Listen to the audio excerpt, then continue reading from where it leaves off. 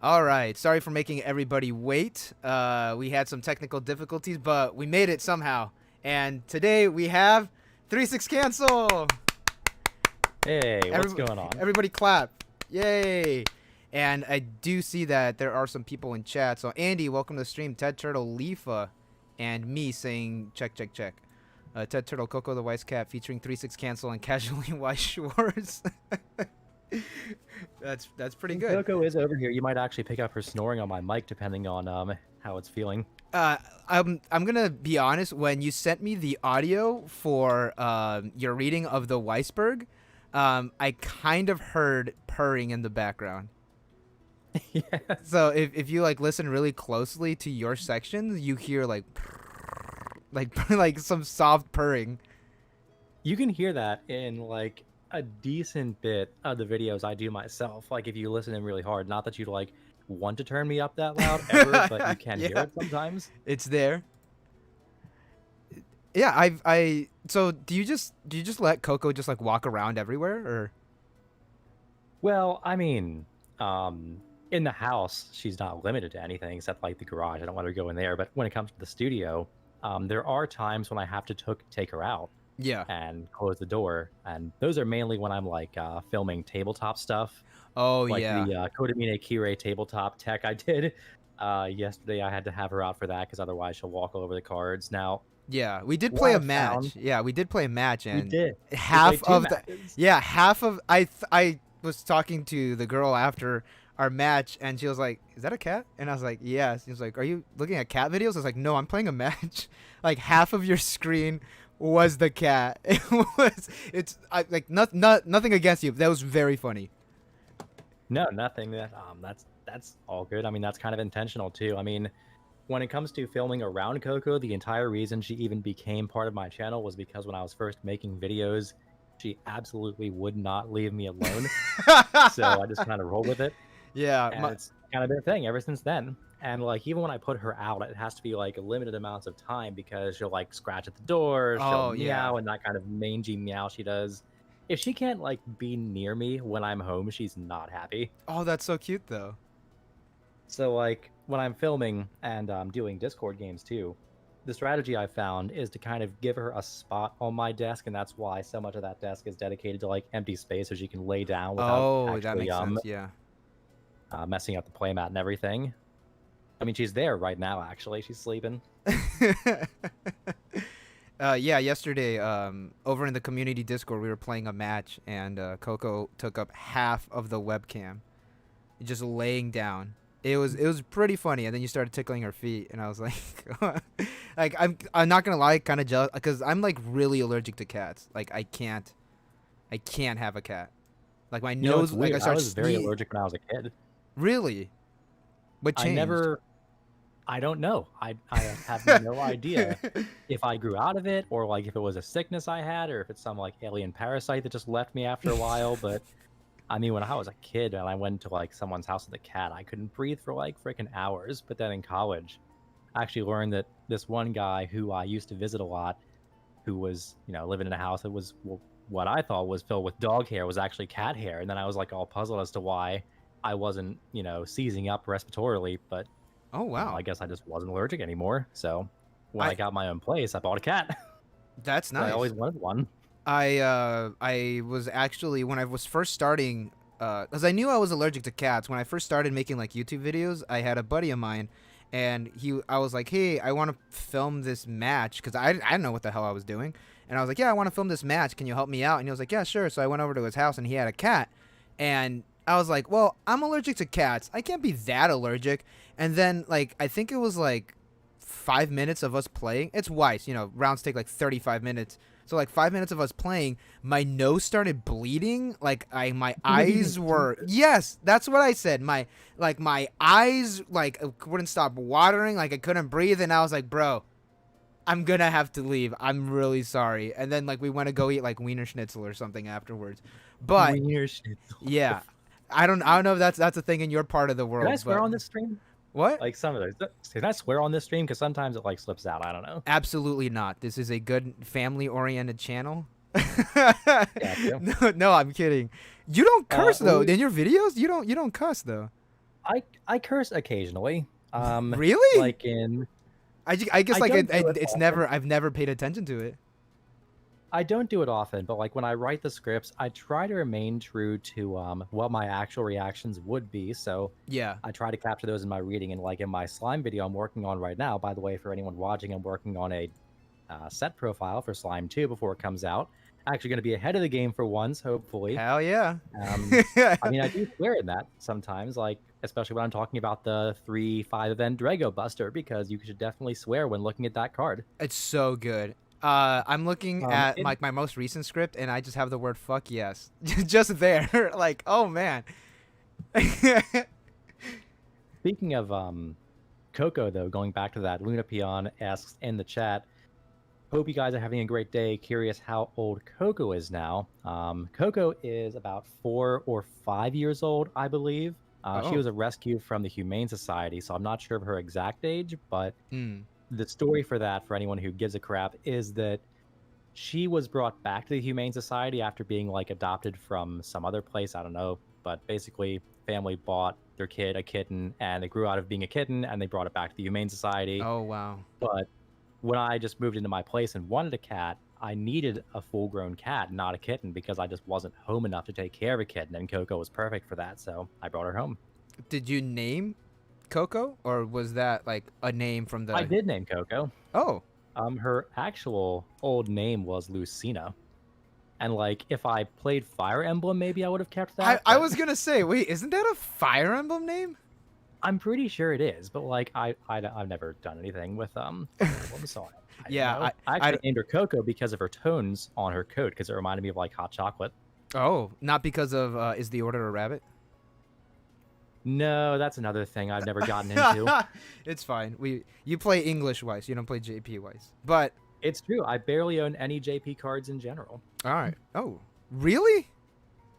That's No, like, I is posted actually a pool that I had from a JP pack randomly because I play in another locals that does sell JP cards. mhm. Um, and they send me packs when I win, occasionally.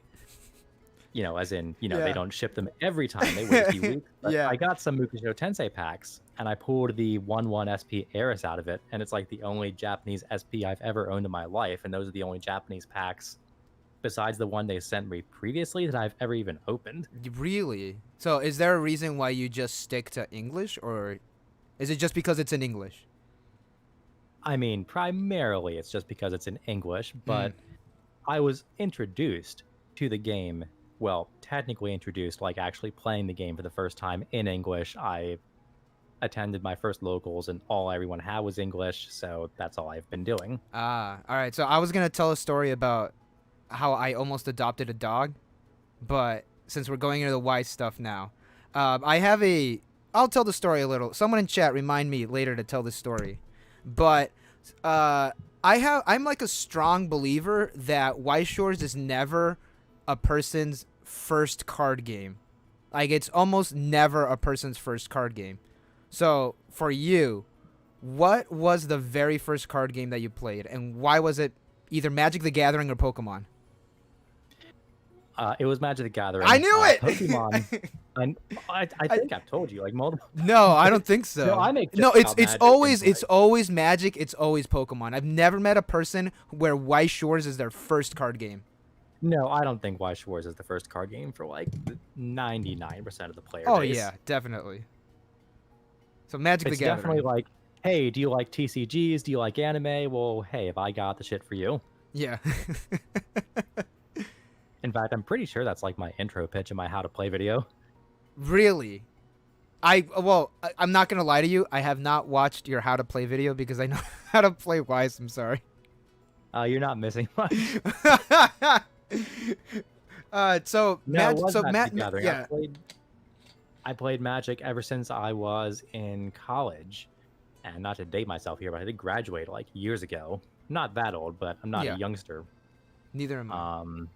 I played Magic for about 7 years. And I was really big into it. Played pretty much every format besides Vintage. Owned a lot of Legacy stuff. including like my prized playset of Underground Seas and my candelabras and my High Tide deck. Oh yeah, So, that was fun. what? You still play Magic the Gathering? No, no, I sold out of that years ago. Oh wow. Did you use that to fund Weiss Schwarz? Not back then. No. I actually spent the what was it? I think the final figure was like 5,700 that I got from my collection on student loans. Oh fuck student loans. 5,700? Mm-hmm. About that, I think. Oh my god. That's holy shit. That's a lot. Oh, you have been playing for. Well, I know Magic the Gathering. Like, the cards go up in price, like hella They hard, do, right? especially in Legacy, and I owned a lot of Legacy staples, like stuff Okay. that just has not been printed in a very long time, and yet, of course, is needed to play this format. And people, I think, would argue that Legacy is one of the most, if not the most fun format in the game, at least back when I played. I mean, Yeah. most of the really good players loved Legacy, So so no I more, like Legacy too. no more Magic the Gathering. No more Magic the Gathering. I couldn't do it Damn. anymore. So what was your first introduction to Weiss Schwarz? Like not like you playing the game, like you Oh, yeah, being this is what I'm aware gonna go into. aware that the game existed. Aware the game existed. This is what I was gonna go to. So back when I was playing Magic, a few of my friends had quit sometime before me, and they were all into TCGs too. In fact, like my group of friends is like really freaking deep into TCGs, and Mhm. I met all of them in college. I never even picked up like a trading card before then, but Mm. they were some top tier players back in like Pokemon and like not Force of Will, but Yu-Gi-Oh. Yeah. And they were looking at Weiss Schwarz back then, and I remember going over to one of their apartments, and they had printed out proxies of Weiss Schwarz Japanese cards, and I'm pretty sure they were playing Madoka Magica versus Rewrite. Oh my goodness, that is pretty ancient, by And they were today's trying to show me standpoint. this game, Yeah. and I'm like, I don't really care. Yeah, that's me too. I was too busy playing Magic and like trying to graduate, but Yeah. um that was my first interaction. Then like years down the road after we had all graduated college and I was actually living with one of the guys as my roommate who first introduced me to the concept of Weiss Schwarz, which I really didn't even have in the back of my head. I didn't know what the game was called. I didn't know too much about it. I just saw them playing with these anime cards. Yeah. Was it the Madoka guy or the rewrite guy? The Madoka guy, because Madoka had just been released in English? English. Okay. hmm So like really ancient. And then coming out very soon was Kantai Collection. This dude was really big into Kantai Collection. Oh wow. So back in that day, when he first got his Kantai deck, I happened to go with him to the locals I now play at almost every week, or used to play every week. Now it's like every 2 weeks because of work, but you know how that is. Yeah. I went there and he gave me his Madoka deck to play just on a whim. You know, I just happened to go with him that day because we were also doing some other stuff and like, you know, just having a day out with buddies. And that was one of the things we were doing.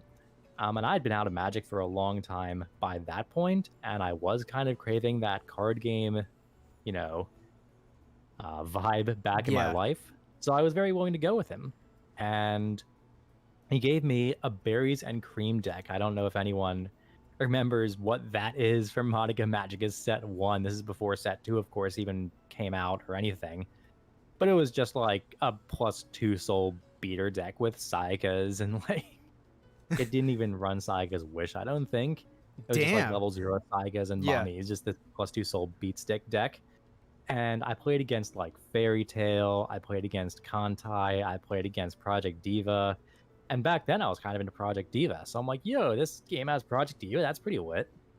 And on the car ride back, we talked about stuff. I like looked up Weiss Schwarz on my phone, started ordering cards from my phone, and that was the end of that. It was all downhill from here. Yeah. What did you? It's all downhill. Yeah. Did you? What you start? So what was the first deck? Was it Project Diva? Yeah, my first deck was Soundless Voice. Oh, the one that you showed us on the Discord yesterday. Yeah, I mean, obviously it wasn't always max rarity, but What? I didn't go out the gates with it. But I did max rarity that deck because it's just so iconic in my Weiss career. Yeah, I did like Project Diva. I still like Project Diva. yeah, it's a good game. Do you? So you watch like anime and stuff, obviously.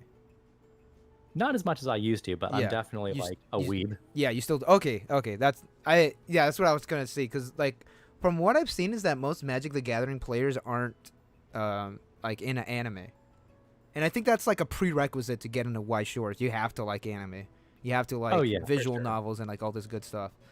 And so, when do you purposely try to get max rarity cards, or do you just like get what you need and then eventually build into it, or are you like a shiny hunter? Well, I am definitely a shiny hunter. I like cracking packs. I mean, it's just so fun, so gratifying. Um, when it comes to max rarity, there's only a few things that I'd like to max rarity, and I've max rarity most of what I want. But of course, with new stuff coming out, that's going to change. Um, but I do piecemeal it. I don't like buy it all at once. I'm not rich, Oh and yeah. I like trade for it, and like it. My Gurren Lagann deck was actually my first max rarity deck that I owned, and it took me about 8 months to get everything for it. Like just between buying a card here, trading for one there, buying something off this Facebook market from someone, or like Mm-hmm. cracking it. It was a long time, but I did it. Yeah. I buy them if they're cheap. I'm not. Right. I mean, I the, don't the like. I quest don't to really. max rarity decks in a post JKTCG world is a lot different. It's I insane. mean, It's I really remember bad. back when I was buying like the Kamina SSPs. I was looking for my last one because I was just gonna straight up buy the one I needed for my playset, and I like found one for, I think back then it was like $150. And like, where would you find that now for a new SSP that came out? There's no way. Yeah. Andy just said those Yokos are worth a fortune now. If anyone could check up on how much the Yokos are right now, I'd appreciate it. Because those were I do have a expensive when they playset of came those. out. You have a playset? Mm-hmm. I'm not gonna ask how much you spent on it, but how much are they now? I don't know how much they are now, but back in the day, I think the most I paid for one out of pocket, because I did buy my last one, was 350. That's not too bad. No, it isn't. Yeah, that's actually not too bad. Andy said 800 to 1K. Holy shit. Whatever. Oh my goodness. Hey, well, if you need to pay off some more student loans, there you go. you got Yoko covering for you. Oh my god, there's no way anyone in their right mind would ever pay that much for a Ha- card. you've Not seen that card anyway. you've seen okay, yeah, you've seen the card though, right? That's like straight Coomer shit though. That I mean, it is. I even got the matching sleeves. Nice. Do you think all card game players are Coomers? Because I totally do. I've met a few that definitely are not Coomers. They're way too uptight to be Coomers. Were they playing Magic or Weiss? Magic. Magic? Oh well, there you. Magic the Gathering doesn't have like. Okay, I'm not well versed in Magic the Gathering. Magic the Gathering doesn't have like straight Coomer cards, do they? Not really. Well, there you Not, go. not to my knowledge. I Unless want. you count like the My Little Pony set. There's a My Little Pony set in Magic the Gathering. It was like a promo set. I think it was a collaboration they did, but it was like just this special thing they released. I think it was for charity, but it did have legit My Little Pony on it. This is the first time I've heard of this. Again, I do not follow Magic the Gathering. Andy said Jack is a Coomer. Aren't we all? We play Wise. There's no way like you're not. I'm looking at a Magic the Gathering card called Siphon Insight. That's kind of Coomish. Or I don't know. I'm not like super into like the very Western dark fantasy aspect of like Well, I mean, Magic really isn't multimedia. even dark fantasy anymore, to be honest. It's just way more high fantasy. Yeah. Yeah, I can see that. It was very dark fantasy when it first came out. Oh yeah, it was. Well, the thing is that I really like the vintage art of Magic the Gathering cards. I'm never gonna own one, because you know what I mean? Like Oh, yeah. when what is it, Alpha? Or is it Beta? Which is the very first set? Alpha was the first set, but Beta is the one everyone cared about. All right. Well, Alpha. Like the art in like early Magic the Gathering looks really really cool. It does. It's definitely got that very old, like 2.0 D&D book feel. Yeah. Because I mean, it was the same time period, by the same artists, by the same company, by the same guy. So it all worked out. It was. It was cool. So back to Weiss. When you were playing Weiss, what made you want to make YouTube videos for this very oddly specific Japanese card game? Well, at that point, to my knowledge, back when I made my first intro in 2017, I thought of it mostly as an English game because I just wasn't too much aware of the Japanese community. Mm-hmm. But I mean, what really made me want to do it was because I just didn't see a good tutorial out there. I mean, there were some, but I mean, not to knock the old tutorials. There's nothing wrong with trying to go out there and do it. It's just that I didn't feel like any of them were that good. No, I know what you mean. I know what you mean. Not to knock like the old Weiss YouTubers, but there was like a lot of the way that I see it, and I'm gonna get canceled for this, or people already fucking hate me, whatever. There's a lot of low quality videos floating around or on Weiss Schwarz, and I was like, Well, these suck. Like, I don't want to watch these. What I missed was like when I played Magic, I was able to access a lot of content and like people talking about the game in engaging ways and like making videos. And like when I looked for Weiss Schwarz content when I was first getting into the game, so I could like acclimate myself to it, Yeah. I found like 2 tutorials. They didn't explain like anything terribly well, and the only talk about the game was really just podcast style like we're doing now. There were no like in-depth videos, no breakdowns. Yeah. Like, I know exactly what you're talking about. and I was like, man, there's just nobody in this space at all. So I went for it. Have you ever done like video production? Do you have like a video production like background? No, not at all. So I've never done anything like that before. Wow. How did you learn how to do it? Like, you just went for it? Just went for it. I mean, it took me, I think, 4 months to make my first video. Really? And like, that was filmed on my smartphone that was actually sitting inside a cardboard box with a hole in it for my camera that was mounted to the only tripod I owned. Wow. I didn't have anything. And like, I edited on a copy of Sony Vegas that my friend in college handed me on a flash drive. It was That's like what's Sony up. Vegas 11. Don't worry, I'll cut that part out. Sony won't get on you. Dude, that's Hey, what's I up. have Sony software now. They can't be mad at me. Okay, good. That's I have so Sony fucking and funny. Premiere. You have Premiere? Not that you I know use it. I use Premiere. I use Premiere. I love Premiere. So I actually have like a video production background. Like, I try to do like film as a career, and I just absolutely hated like everything about it. And I was like, dude, fuck this. I don't want to do this like at all. And then I quit. And then one of my buddies he did like unboxing videos, and he had me on his channel a couple times, and I was like, dude, you know what? This is really fun. Like, I think I want to start doing YouTube. And I didn't know what to talk about, but I was like really into Weiss Schwarz, and I was like, all right, I guess I'll just talk about Weiss Schwarz because no one's really making any videos, and all the videos that I'm watching kind of suck. So I'll just make my own, and well, here I am. Here I am. I mean, pretty much. I mean, even if it was YouTube first and then Weiss second for you, it's kind of like the same introduction we both had. It's just that no one was really occupying the space in a big way. Yeah, and for people that I'm sure everybody in chat already knows, but you are the biggest Weiss Schwarz YouTube channel. How does that feel? It's really sad. What? That How? makes me really sad. How? How is that sad? All right, hold on. Hold 1 sec. I'm gonna be very honest, right? All Wait, right. what's up? I said hold up. I had to crack open a cold one, but go ahead. Okay. Dude, I'm out of coffee. No, it makes me sad because I blow at making videos and content. Oh, I can't shut turn out videos. up. Shut up, dude. Comparatively, I mean, we sit here at like 1K, 2K subs, and like in the grand scheme of YouTube, that's nothing. I mean, let's be honest with Okay, ourselves. it's WeissTube though. You gotta, It is Weiss too, you but like if you got. go to the other card games, you see real production videos. You see people with studios. You see people Hold that are up, making hold like, up. You have a job. I have a job. Everybody in chat has jobs. We can't make like.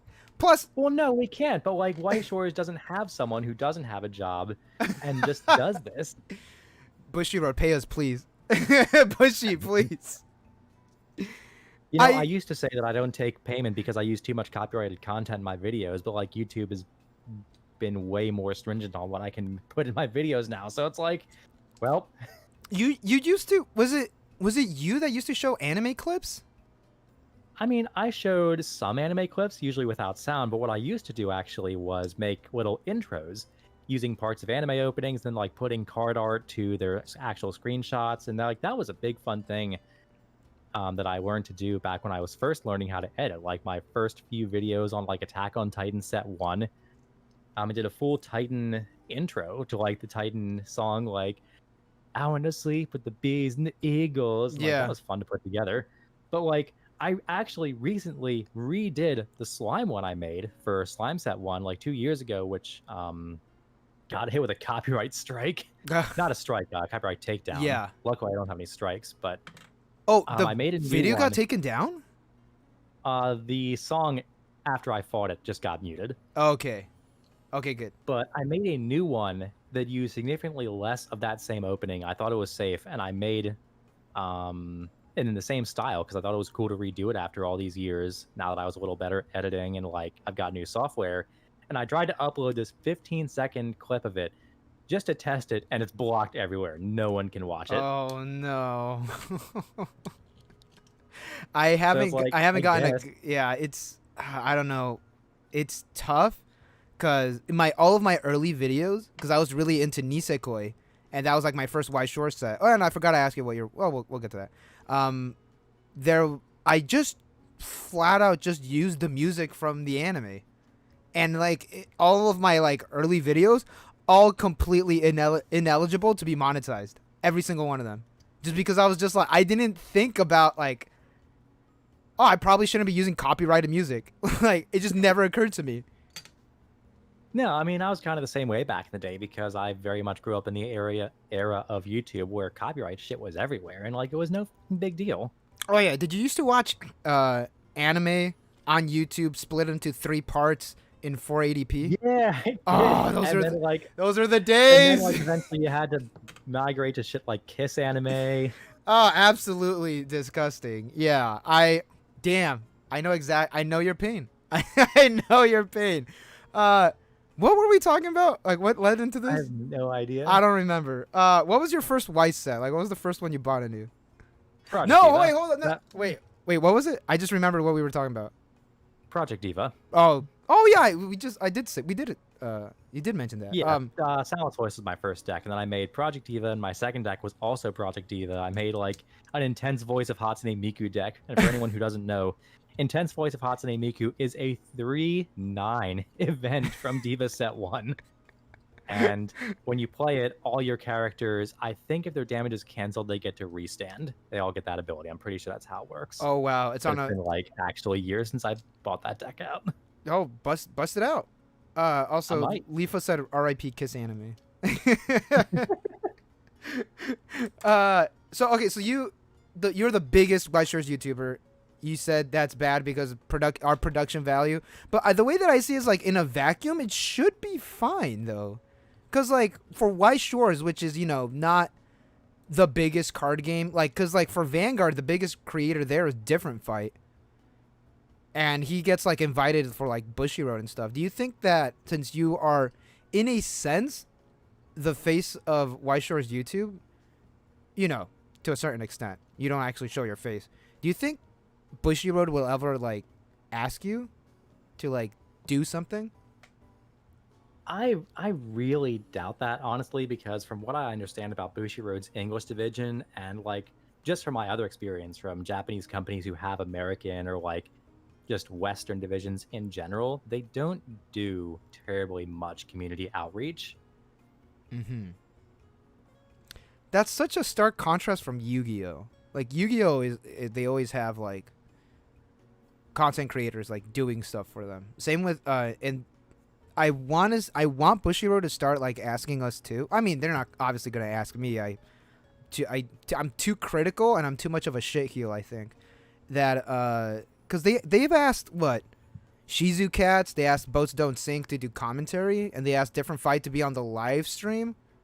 So I think it'd be cool. Would you want to do it if they asked you? You know, it would depend on what they asked me. Homicidal Artist 5, I'm sorry. Says that Jack is also very critical on Bushi's practices, so I could see him passing on him, yeah. See them passing on him. Yeah, I definitely am sometimes critical of Bushi's practices. Oh, I'm and like Osiris Omega adds that Bushiroad EN doesn't invest a lot of money into advertising or community outreach at all. That's completely and true. Like that again, I have found that to be indicative of a lot of Japanese companies that have a Western or EN division. I don't think Bushiroad's unique in that, but going back to the question, it would depend on what they wanted me to do. If they had asked me to commentate, I would definitely be up for that. I wouldn't want to be the only one commentating because I'm way more of a flavor commentator than like a meta commentator. And like the only commentating experience I have for like any event was when I was commentating the Weiss Schwarz Summer Invitationals that was hosted by ENTCG. Oh, yeah. I did like 2 games and I was hosting with Ryan Wibberley from Strictly Broken. Really cool guy, by the way. And he was like the meta commentator. I was the flavor commentator, and people seemed to like that. And I had a lot of fun with it. So if they asked me to commentate, sure, I would do that. If they would ask me to like do an advertising bit or like pump something for them, I don't know. I'm very hesitant to do anything like that. Yeah, Different Fight did wow, what did he do? He did a video on like how to play online, use remote fight or something like that. What about something like that? Like as a how-to video, like they did with Different Fight. You know, I might be down for that, but it would be a lot of time investment because the how-to videos take me so damn long. Yeah, and oh yeah, that's a good point because I think Different Fight could. Well, I don't really know him personally, and actually, Winning Image like knows him like personally, which is kind of sick. I think like, fuck. You think Weiss Schwarz will ever be financially stable, like making content for Weiss Schwarz?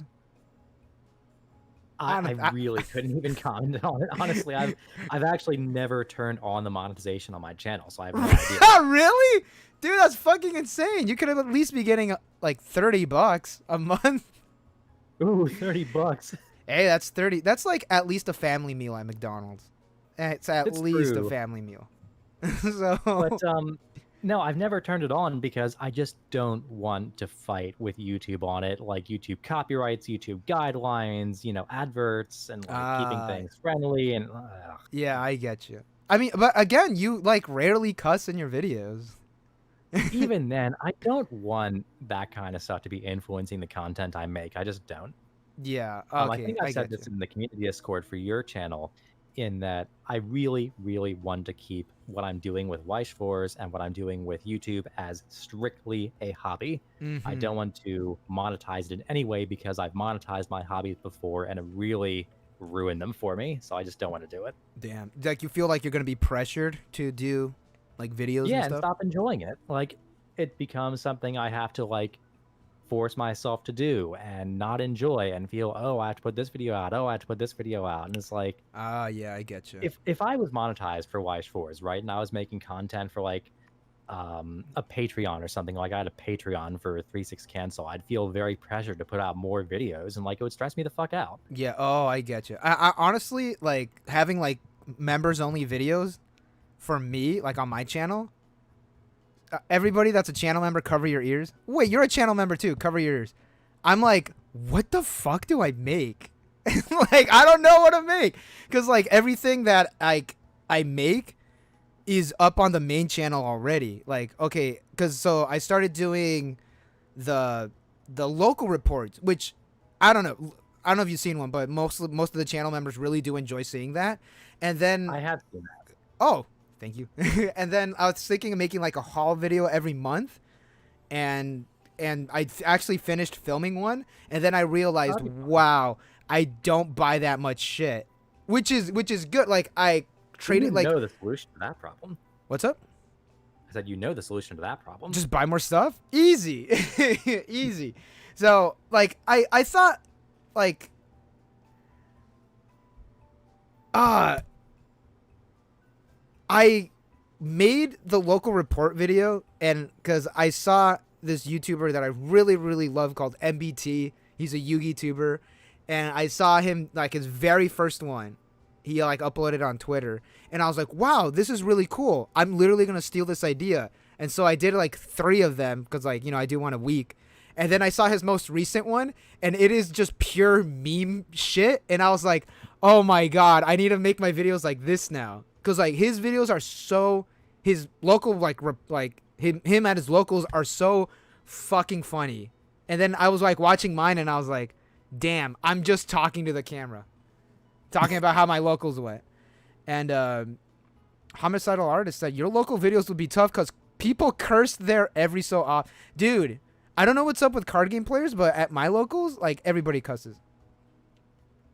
Like, I mean, I don't know if anyone has watched like the games I post for my locals, but you can definitely hear a lot of conversations going around in the background, and a lot of the Vanguard players cursing at everything. yeah. Oh, okay. So here's the story. Shout out to Andy. I told this story yesterday on the Discord, but I didn't tell it on stream. My last locals, it was a shop league. I was playing against. I was brought +2 Soul Bofuri with the, you know, the deck profiles up on channel if for anybody that needs it. It was the last round. I was undefeated. I was playing against Data Live. I tried so hard.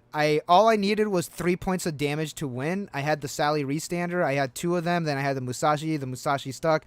Then I had them at 3. They were at 2, like 3 or something. I dragged them straight to like 3, 4. So I just needed like 3 points of damage to win.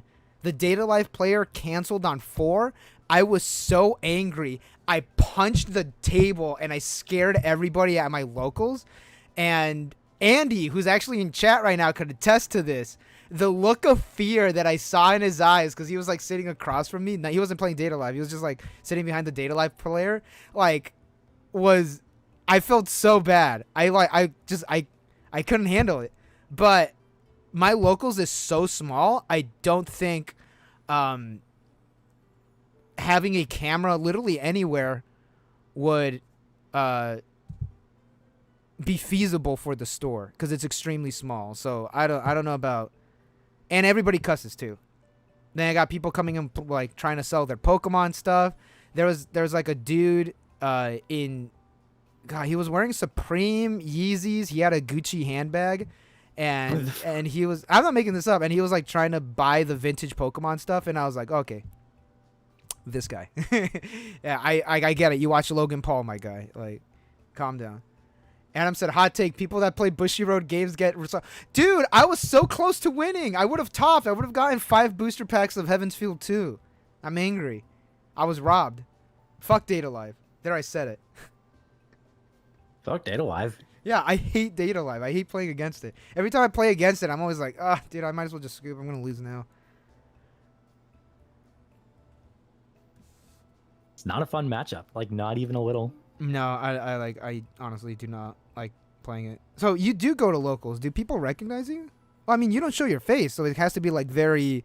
Well, people at my locals know that I YouTube because I played with them before I started YouTubing, so... I mean, of course, I'm filming a lot of the games there, too. So, like, anyone who would walk in kind of can definitely see what's going on. Yeah. Though I have been, even though I don't show my face, places I go for, like, shop challenges and stuff, and, like, the rare new players we get at my locals, they freaking recognize me by my voice sometimes. I'm like, God really? Damn it. Really? I do my best to keep a low profile, but I'm like, damn. Really?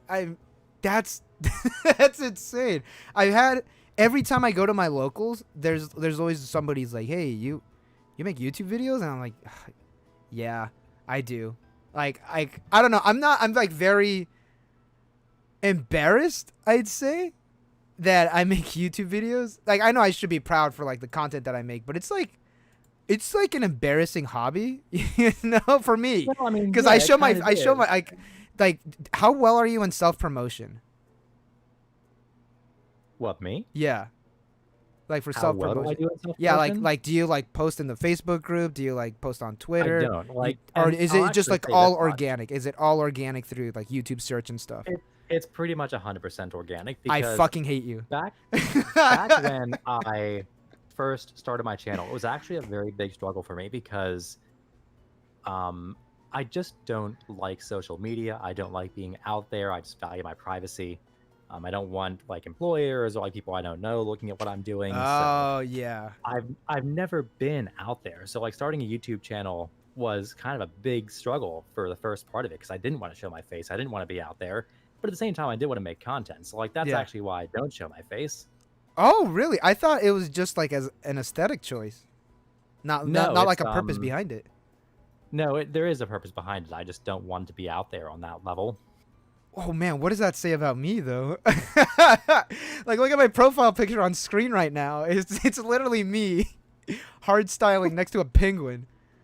I mean, I'm sure even if I would put myself out there, nothing terrible would happen. It's just very much a personal thing. Yeah. Well, I was talking to one of my coworkers. This was like I think like last year before we so before like the school year ended, and she was saying that now that because I work at a school, I wasn't working for summer, and she asked me, "Is like, oh, what are you gonna be doing like for the summer since you're not gonna be working?" And I was like, I don't know, you know, I'm probably gonna just hang out at home, play video games, like play more music or whatever, you know, the stuff that they know. And then she was like, oh, I'm thinking of starting a YouTube channel. And I was like, oh yeah, word? And she was like, yeah, do you know anything about that? And I was like, no. Like, no, I don't know anything about no YouTube channel. And she's like, oh, I'd assume you would have one. You seem like you'll be pretty good at it. And I was like, oh man, I thought like she got me, you know? I thought she knew. Like none of my coworkers know that I have a YouTube channel. And I want to try to keep it that way. None of my coworkers have any idea what I do in my free time, and I want to keep it that way. That's so funny. Granted, I work night shift, so like I have 2 actual coworkers. Oh, And we that's don't. nice. Yeah. I work with a bunch of Um, like women older than me. So even Same. if I told them like, "Oh, like I like live stream," well, like you know, we're all like in like different classrooms and stuff, but the teacher that I work under, my master teacher, and like my aides, they probably know what a Twitch is. I haven't asked them. And they like watch YouTube videos and stuff, but I don't want to tell them like, "Oh yeah, Oh, I make YouTube videos," cuz I know them. They're going to be like, "Oh, what's your YouTube name? I'll go check you out." And I'm like, "Absolutely not." I do not want this. I do not want them watching me talk about like Gochi Usa. You know, like I that's work in it's embarrassing. I work in a hospital, and that field is very much dominated by like middle-aged and older women, at least on my end, because I'm not on the medical side, I'm on the logistics side. Yeah. But so that's not really something I have in common with anyone there. I was talking to my master teacher about TikTok, and she was like, "Yeah, for the summer, because she didn't work summer either. She said, yeah, summer. All I did was I downloaded TikTok, and all I do is just watch videos on TikTok for hours." And friend of the I don't want to say friend of the channel just yet. That one, oh my god, I keep forgetting his name. He's local to me. I should know him.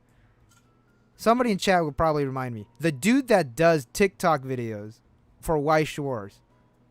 People do TikTok videos for Weiss Schwarz? Yes. There's a guy that does TikTok videos for Weiss Schwarz. And in the most recent video that I did, the recap for the fall strategy presentation, I like did a little poke at him because I had a line that said, Alex, there we go. Thank you, Lifa. Alex Hodge, yeah, him.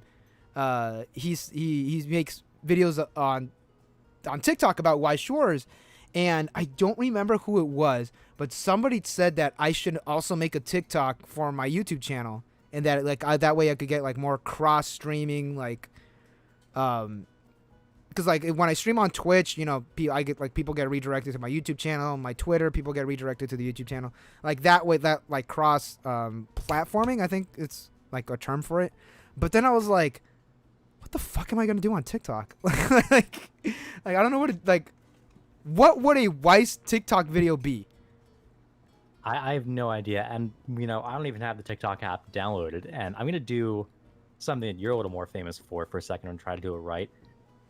I'd rather fucking die than be on TikTok. Wait, that's what I'm known for?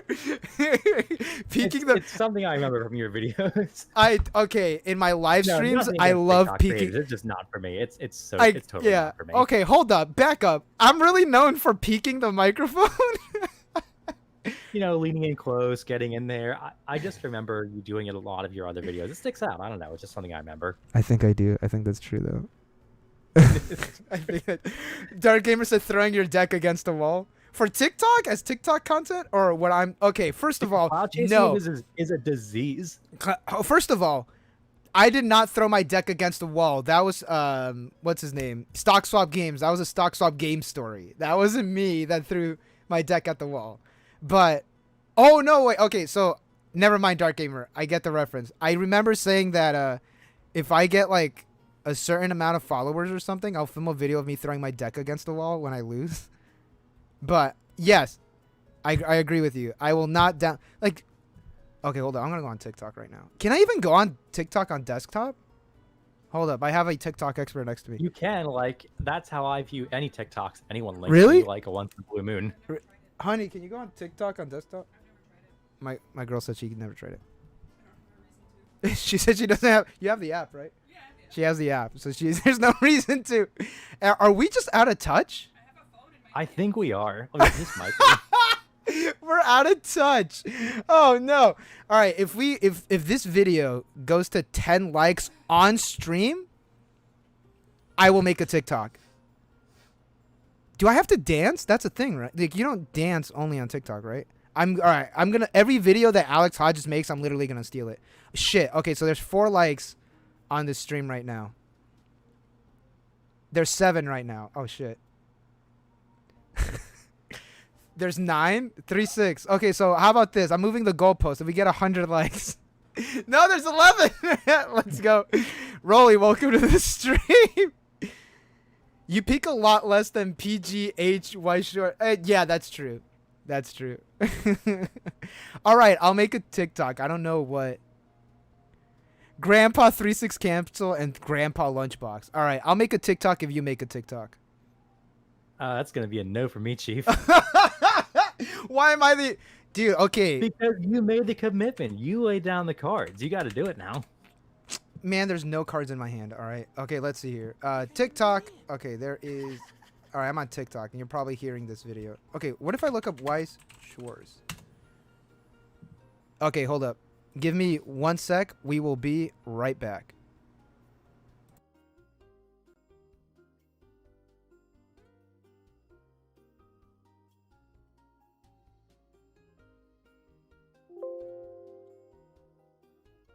All right, and we're back. All right, so Jack, can you still hear me? I can hear you. Okay, perfect. So I am on TikTok right now, and it actually looks like there's some Weiss Schwarz TikTok stuff right here. Yo, really? Yeah. Oh, if you look at the stream, oh, Weiss Schwarz has an official TikTok. There's there's Weiss Schwarz TCG. Oh, they had to be called Weiss Schwarz TCG because Weiss Schwarz is actually taken. That's funny. Okay, 1 follower. Let's see here. Let's go in here. No videos. Perfect. Weiss Schwarz 1, 2 followers. No videos. Perfect. Weiss Schwarz TCG. No videos. This is actually what it looked like when I was searching for Weiss Schwarz content when I was first starting to play. 0 followers as well. Oh, I don't have a TikTok. I can't follow them. Dude, Weiss Schwarz or Bushy Road. I know you're listening. Just get me to work the... I'll do the TikTok. I'll make the TikTok account. I'll make it poppin'. Wasn't there a guy who did a TikTok of Bunny Girl Weiss collection? Yeah, that's Alex Hodges. Yeah, that's him. You got to do collection snapshot TikToks. That'd be fun. Dude, I don't buy sealed. I don't buy sealed product. What do you want me to do? I mean, I have a cool wall, but there's I don't know, dude. It's not for me. I'm too busy making YouTube videos to actually get to that. Verified account, 0 followers. Pog. Oh, my girl said, do the love and joy dance. I do not get that reference. Sorry, honey. I can't say I do either. 36 Cancel said he doesn't know it either. Someone let me know in chat. let me know in chat what that is. So, when did you start making YouTube videos? 2017, right? Like December 2017 was when I released my first tutorial. Now, the first video I ever made was me opening, oh Christ, this is terrible, Excel World Set 1 Oh, at nice. my kitchen table. Hell yeah. While my friend played Cuphead in the background. Is the video up? Is the video up? I think it still is. Oh, please, I want to see it. I want to see this video. Dude, that sounds hilarious. It's so terrible. So that was like dude, okay, you can't even, people in chat, especially the YouTube members, y'all already know my very first video. It was just January 17 or 27. It's one of those. 2017. Where I was talking about Star Wars, the new Star Wars set coming in JP. Yeah, my first video was really bad. It was like ungodly awful, and I'd like to think my production value went up, hopefully. But you've been doing WeissTube for, God, 4 years now. How do you see the landscape changed? Well, it's certainly not like it used to. I mean, honestly, I think one of the biggest changes in Weiss YouTube, like just the scene in general, is you. Your daily input for videos, you're keeping up on like the news of both JP and English. We have not had that, and I don't provide that. I don't keep up on the news that well. Yeah. Just because I don't release videos that often. But I think you're one of the first Weiss YouTubers I've seen kind of take that angle to it, and it was sorely missing for a long time, and I'm certainly glad there's someone doing it. Oh, thanks. I appreciate it. That's not the answer I was trying to get it, but thanks. Thank you. In other ways, so the scene has definitely changed in the sense that there are more people doing it. I think the number of known content creators for Weiss Schwarz has at least doubled since like 2018, 2019. Like the names that people know and follow. Mm-hmm. Nice. So I like it. I think the community is going in a good direction. I like that there's more people out there. I like that they have their own different styles, and I like that they occupy different niches. Oh, yeah, I never thought of it like that. I know like the barrier for entry for YouTube in general is like really small now. Like anybody that has an iPhone could upload like a decent video. I mean, that's what I did. I freaking uploaded videos I took on my phone. I thought you were gonna say the Axel World unboxing. Was that filmed on an iPhone? That was filmed on, what did I have back then? I think I had, oh crap! How many years ago was that? It was a Samsung Galaxy 8. Oh, are your videos filmed on an iPhone? Mine? Yeah. Not many of them. None of them are filmed on an iPhone because I don't own an iPhone, but... Oh, like the Android equivalent of an iPhone.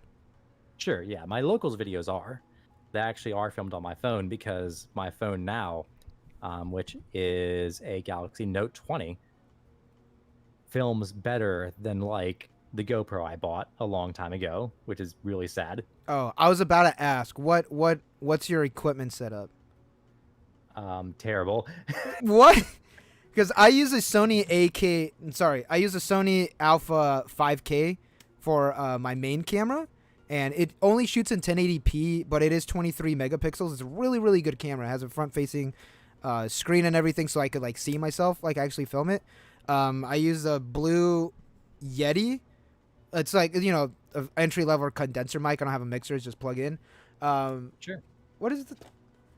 Hold on. What's the webcam? My girl just bought a new webcam. It's C922X Logitech ProStream webcam, which is... That's actually the same webcam I have. It is. It's super, super good. The one thing is that I don't like that... You spend on it. Like, it's a really good cam. Yeah. Love you, sweetie. She bought it. So my setup is like when I'm doing table shots, when I'm like doing the intro to my videos, I'm actually filming on like a butt old camcorder I bought when I first started the channel. It's like a Sony Vixia 200. And that sits on a tripod that pretty much never moves in my office. And I do the rest of my filming either on the webcam or my phone. Because I have a phone adapter to my tripod that I carry around with me. Oh, what GoPro do you use? You have an 8 Hero, a Hero 8, right? Is that what this is? I had a Hero 8, but the Hero 8 is dead. The Hero 8's battery like blew up inside it, and now it's unusable. Oh my god! Oh my god! It blew up? It didn't explode, but like the battery expanded to the point where it just couldn't be taken out, and I had to force it out, and I think it damaged the internals really badly, so I can't use it anymore. Yeah. Wow. For a long time. So here's the weird story. I bought a GoPro thinking this would be like a big upgrade for me, like right before COVID hit. And then of course, the moment I got it, COVID hit, and I wasn't able to use it anywhere. It sucked. But overall, no. and it's very possible that I was just not using the GoPro correctly because I have no experience with it. But I mean, I figure it at some level has to be plug and play. I was never satisfied with the quality that I was able to get out of it, especially like indoors. It just did not live up to like what was shown to be, you know, the norm for GoPros. So after that blew up, I was thinking about investing in like a Hero 9 now, and I'm like, fuck no. No so thanks. I use my phone. I know what you mean. All of my unboxing videos are I do use the GoPro because the depth of field on the Sony Alpha 5K is really, really bad. Like I can't get any like close-up shots of like the cards, but the GoPro is pretty solid in that aspect. And I mean, it could be better, honestly. Also, shout out to Joe Schmo Gaming, fucking from the Base Damage podcast, like one of the big influences of me making Weiss Schwarz YouTube videos. Oh yeah, I remember Base Damage. Yeah, like Side for Zero. Yeah, they're hosting us on Twitch right now. So are they? Oh, yeah, that's sweet. Joe Schmo, thank you, appreciate it. Thanks. Oh, and shout out to Alex Hodges in the stream, dude. We were just. Yo, Alex. Okay, straight question. It's the man. Do we make a TikTok for Weiss Schwarz? Don't say we. We, yes, you and me. You and me. As in, he said yes. All right. I'll make one for 3-6 cancel, and then you'll make one for me, and we're good. We're good to go. I'm not hearing a no, so we're good there. Yes, say his name and the devil will appear. One other aspect of my setup that I didn't go over, which is my mic. I used to use a Blue Yeti. I went to a Hyper Quadcast X, and the only reason I bought this mic was because it's RGB. Oh, what? Really? It's an RGB mic. That's the only reason. That's the only reason. Like everything in my setup. Like I build my own computer. I've got a pretty custom setup at home. RGB? And everything is RGB. Really? The only RGB thing I have is the keyboard. And maybe my tower. I use an Alienware tower, but that's like, it's not RGB. Like I could just pick whatever color, and it's just like the purple cables in my computer. You just like it, or? Oh, I love it. People like make jokes about how obnoxious RGB is. I just freaking love it. I wanted my computer to just be the most terrible thing ever, and it really is an eyesore. Is it? Wow, that's. But the quality is good. It's a good quality. You're using it right now, I'm assuming. I am. Oh, it works. It sounds really, really good. Work. Yeah. Oh man. Alex Hodges said Coco the Wise Cat will be instantly viral. And Joe Schmo said RGB or bust. All right. I'll get more RGB stuff. Send me a picture of the mic. I'm curious to see like how that looks. Because I bought when I was starting the music podcast, I needed a microphone. And this podcast that I really like called Blink 155. Well, they're called 155.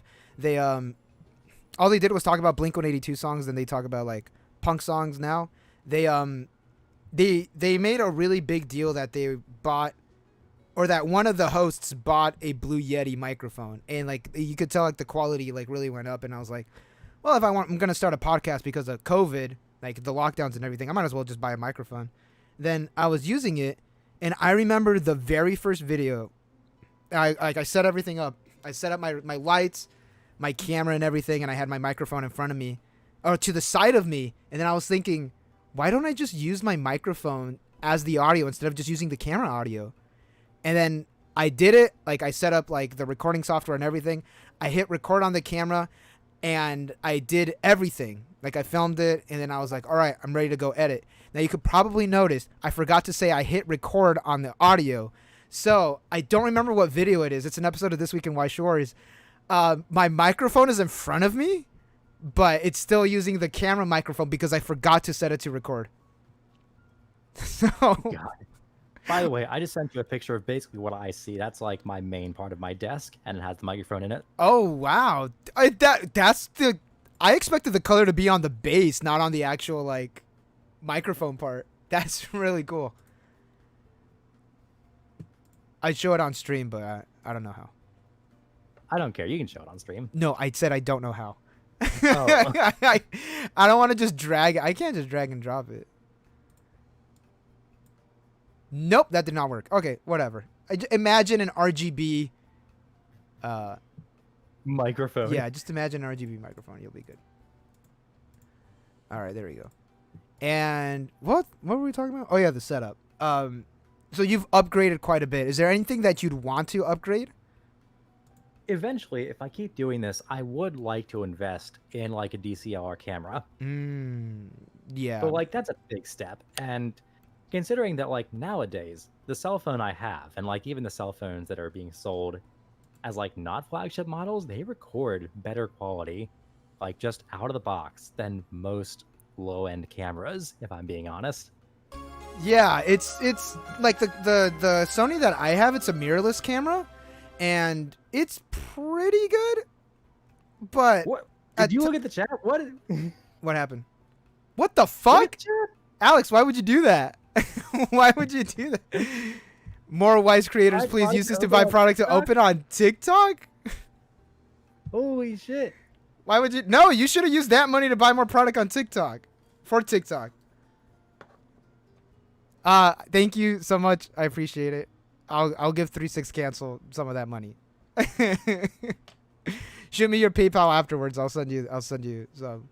What a god. What a god. Yeah, thanks. I appreciate it. Absolutely. What a god. And I will absolutely use the money you send me if you send me any of it to buy product and post it somewhere. Yeah. On TikTok? I'll make it. I will at least send you the video to post on TikTok. Okay. Sure. Thank you. Appreciate it. Love you, Alex. Thanks. Thank you, Alex. That's very much. Literally watch you every week. Me or 36 Cancel, or the both of us? Would you? Oh, okay. Back to YouTube stuff. So you are the. I feel like you have to like constantly remind you that you are the biggest Weiss Schwarz YouTube like content creator. Because like I feel like you haven't like accepted it yet. What was like the first video that like really blew up? The first video that I had that ever blew up was my How to Play series in 2017. Like that got, I think, around. Actually, let me just pull up the metrics. I can just do that. Give me a second. It's set to private on my channel now because obviously I want people to watch the one I made in 2019. Yeah, the newest one. I had 2 years of video editing experience, but believe me, all of my old videos are unprivated, or like no, they're private. Sorry. Oh wow, I did a lot of. I did not remember I did so much before the actual How to Play video. Oh wait, no, it's just not showing it as private. Like that doesn't seem right. Oh god, I used to use the I'm seeing some of my old games I used to post on the channel that I did film on a phone in a cardboard box, and like my old intro to that was like the NFL theme song from like 2001. Oh man, I'm gonna link you one of these. This is so dumb. Oh, I get. Do you want me to play it on stream or? I don't know if like. Well, I never got in trouble for having it, so I don't imagine you would. But I mean, I'm the same person that played Titanic, the movie, on stream, and then it got taken down like instantly. Oh, I'm not even gonna attempt to click this link now. Okay, just this once. Let's see here. Oh, yep. Oh man, let's see here. Axel World Infinite Burst versus To Love Root. 2018. Wait, this isn't a. Wait, so what's the story behind this video? Like this was the first one that I blew just up? linked it to you because I was like, I remembered using that stupid old intro from the NFL. Oh. Okay, here we are. No, wait, no, that's still not far back enough. Jeez. I made a lot of videos. Really like the content you upload. By the way, I started Weiss Schwarz with the Persona 5 trial deck, and your tutorials were really helpful. Well, there you go. Okay, here we are. So the first video that really blew up was a video, and that was my first one on the channel. It hit 5K views. Wow. I don't even think I have a video that hit that much. Let me just double check now. Not like it's, a contest or anything. Well, again, I mean, I really think that back then it was because the space was so empty that I was able to get that. Okay. And thank you, Alex, again for commenting that our videos are helpful. It's really good to hear because we definitely want to grow and help the community engage with the game. I disagree with that. I just want money. I'm kidding. That's joke. That's a joke. That's a joke. He's joke, Dayo. But yeah. Oh, what is this? The recent Quince video was so helpful. Launch the Fate Volume 2 video was really great recently from the 3-6 Mafia. So hard to find entertaining and concisive content creators in my space. Inspo for real. Oh, thanks. I've like talked to like a good amount of people too, and they've like also said like, oh, like I've watched like your videos, Lunchbox, and like they're really like inspirational, and that's really like heartfelt like for me. But also for the record, my Weiss Schwarz Rarity Guide video from 2017. Holy shit, that's 4K5, so I haven't even hit 5K. And that video's so old and out of date. I made like a buying guide and like a rarity guide way more recently, I think. And I don't know what that's at right now, but I think it's definitely one of my more popular ones. The How to Play 2019 remake I made, the first video in that 4-part series, which is like the intro video, tells you everything you need to know. I'm pretty sure it's at 44K. I don't know. 44,000? Let's have a look. 44,000 views. Holy shit. I know for like Yu-Gi tubing, that's like nothing. Or like for Magic the Gathering, that's like nothing. Yeah. But holy. For Weiss Schwarz. 45K. 45K, that's even more. And also, how to buy Weiss Schwarz. That was another one of my way more popular ones. Go to the store or what? So like that video was like how Weiss Schwarz is sold, what the sets are, what's in a set, and like what kind of rarities are in Weiss Schwarz, and kind of a very ballpark value of what they can give you. Yeah. Okay. Wow, that's at 9.8K views. Jesus. Why are you surprised? Why are you surprised? I don't know. Now I'm looking at mine. Again, one of my more popular videos that I got so much hate for was actually the Alpha Investment Response video. Well, of course, you put his name in the title, the algorithm's gonna love that. Dude, I absolutely like that. Like when I uploaded that, I was like, I don't think like a lot of people will watch that. And then I was getting a lot of hate comments and like really long hate comments, and like some of them were calling me like the F slur. And I was like, Yo, what? Yeah, I know. That's what I said. And I was like, yeah, these are the people that Alpha Investments attract. And there was this one guy. Oh, man, I should have took... I think I have a screenshot somewhere like in my mess of a computer. The hell? Oh, yeah. It was a dude. He made like a really, really long post saying that how I I'm just using Alpha Investments' name in my titles just to like get clicks and stuff. And I was like... Absolutely not. Well, first of all, it's a response. Like I have to like yeah. So I actually want to make a well, let me finish the story first. And then like it was really, really long. Like I made this guy type like a dissertation. It was up for like maybe 10 minutes. I looked at it and I was like, you know what? fuck him. I deleted the comment. And then like I went on with my day, and then I saw the exact same comment pop up, and at the very bottom it said, do not delete my comment this time. So I deleted his comments again, and it was like the best experience in my life. I was like, wow, this is really fun. Like, I like deleting, and I was like, hey, you know what? And I just kept deleting comments on that video. It was so much fun. I've never had to delete comments aside from like random spam comments that are like advertising Russian dating sites on my videos. Oh, those are the best. Have you ever clicked on one? Can't say I have. Neither have I. But yeah, Dennis said Epsler. Yeah, I was. Yeah, they're just. That's crazy. Like, I can't believe that. I mean, I can believe it. I shouldn't say that, but still. And what? Oh man, I remember. Oh man, I'm gonna have to dig up this picture. There's this one that. No, I don't remember. I don't remember where it was. I think I sold it to friend of the channel, Colton from the Clock Tower. I think I sent it to him. It was a dude, you know, like the very generic, like dude sitting in a truck with sunglasses on, with like the camera pointed like straight at them as a selfie. It was one of those profile pictures. Yeah, it was one of those, and they were the ones that called me like, oh, you're a fucking bitch. Like, you don't know what you're talking about. You're just jealous of Rudy having all this money. And I'm like, no, not at all. I gotta dig up these fucking comments, dude. Like that video, it was like a nightmare for like a day. Then I was like, hey, you know what? Fuck him.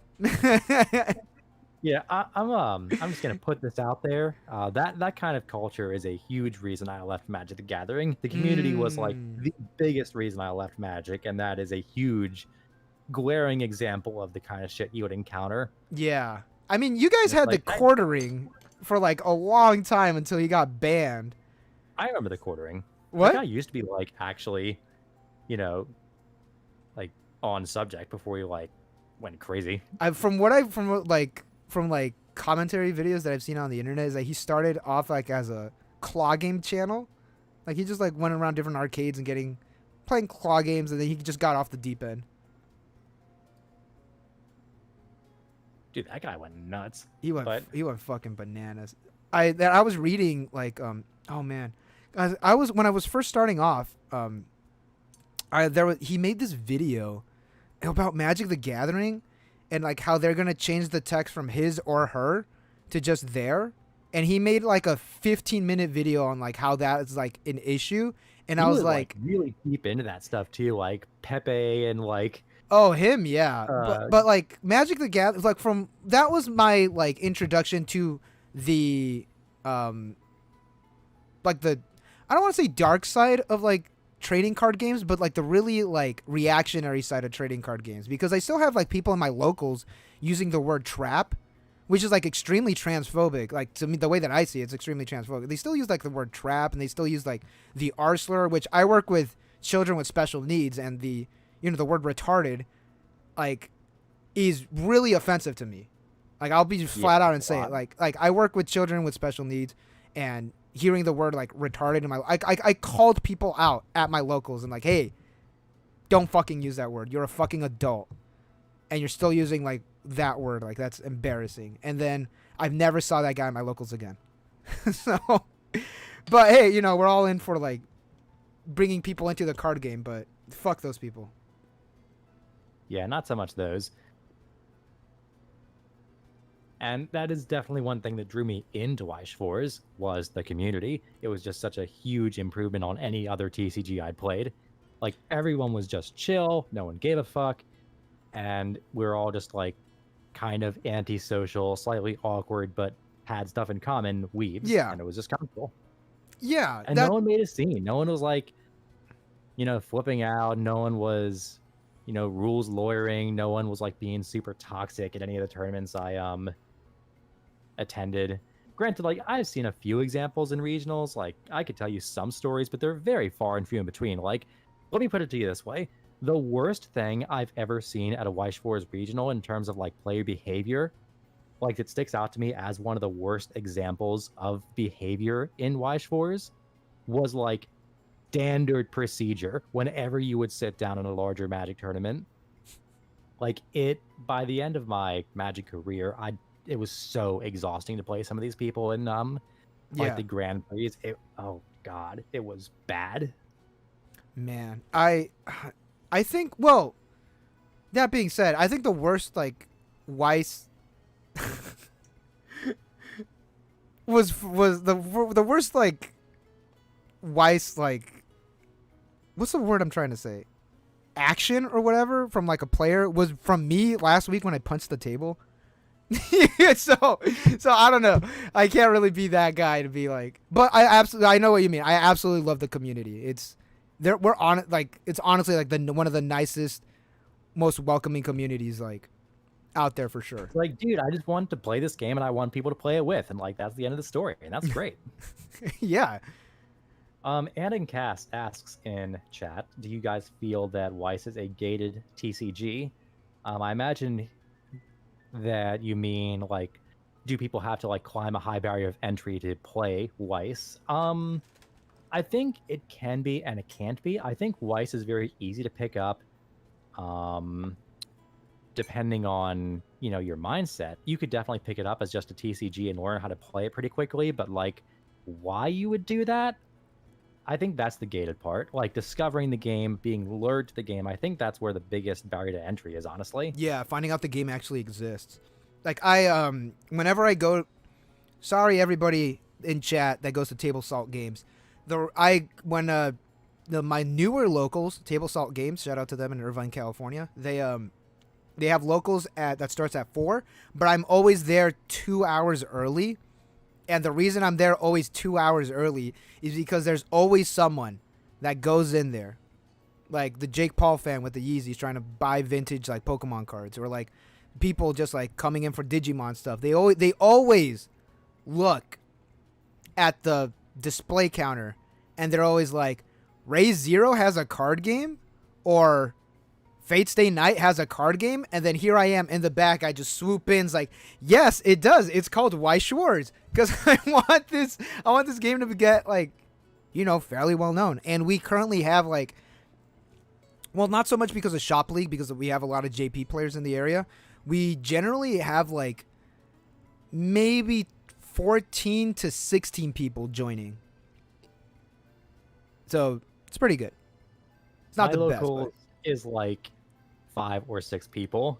That's what's up. Andy said, yo, Batman has a card game? Shut up.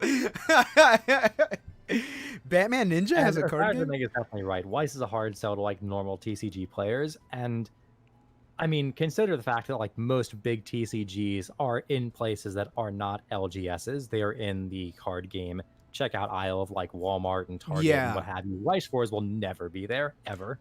No joke. I saw Force of Will at a Target once. I mean, yeah, it's a way more mainstream game, or it was. Oh yeah, yeah, it was. I remember I was on tour. We were where was it? Portland Bend? I was in Eugene, Oregon. There's a card shop in Eugene, Oregon. And I went in there because I was playing Yu-Gi-Oh! And my drummer at the time, he played Magic the Gathering. So we went in there. We were like looking at singles and stuff. And in the back, in the front was like the store area, and like to the side was like where you play the games. And we went over there and we saw some people playing. I didn't know at the time it was Force of Will. And then I asked them, like, what's that? And they're like, oh, it's Force of Will. It's like a new Japanese trading card game. Right now, it's bigger than Magic the Gathering. And I was like, no shit, really? All right, I'll pick up. I'll buy some Force of Will cards. Bought some Force of Will cards. Never played it. Never played it. Oh man, how the turntables. Yeah. So I always that always resonated with me. Force of Will is bigger than Magic the Gathering. And I was like, word? Like, really? I don't think that's been true ever. Yeah, that's what I was thinking too. It's like, there's no way Force of Will was bigger than Magic. Now, granted, we, my friend group, bought some Force of Will cards back when the game first came out, and like we played the game, and holy shit, like the first iteration of that game sucked. Like the mechanics were just straight garbage. Really? But oh yeah, they were terrible. Like it was not fun to play. Like we tried hard to get into it because we were, you know, all TCG veterans, and we would liked, you know, the idea of picking up a new one together because we were all together living in like the same apartment. So that was cool. And we tried, and like, God, it was such crap. But then like they totally reinvented the game apparently, and like we never went back into it.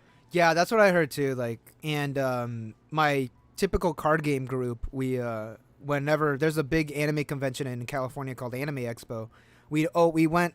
It was my first year, staying with them because I'd always like stay like at a hotel with my girl, and they were just like talking about how Force of Will like completely like shit itself, like they completely ruined the game or whatever, and that's like the extent of like my Force of Will history. And then I picked up Gate Ruler unironically, and I have a secret channel that people don't know about, that where I talk about Gate Ruler stuff, and the Gate Ruler community fucking hates me. Like every single video of mine has like 10 dislikes and like 3 likes. They do not like me at all. Like, and that's like also kind of I mean, like, is it endearing at that point?